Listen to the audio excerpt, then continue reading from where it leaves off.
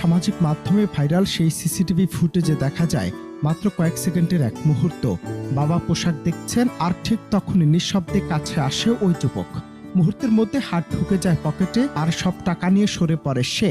আশপাশের কেউ কিছু বুঝে ওঠার আগেই অদৃশ্য হয়ে যায় পকেটমার। সবকিছু তখনও স্বাভাবিক মনে হচ্ছিল, কিন্তু প্রকৃত ধাক্কাটা আসে ঠিক তখনই যখন মেয়ের জন্য পছন্দ করা পোশাকের দাম দিতে কাউন্টারে এগিয়ে যান বাবা। হঠাৎই থমকে যান তিনি। পকেটে হাত দিয়ে বুঝতে পারেন টাকাগুলো নেই। মুহূর্তেই বদলে যায় দৃশ্যপট। বাবার চোখে আতঙ্ক, মুখে অসহায়তা। মা যেন পুরোটাই দিশেহারা হয়ে পড়েন।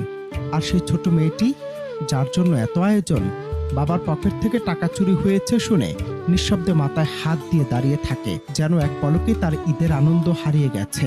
বাবার অসহায় কণ্ঠ, পরিবারের হতাশ মুখ। সেই সিসিটিভি ফুটেজ এখন সোশ্যাল মিডিয়ায় ছড়িয়ে পড়েছে ঝড়ের গতিতে।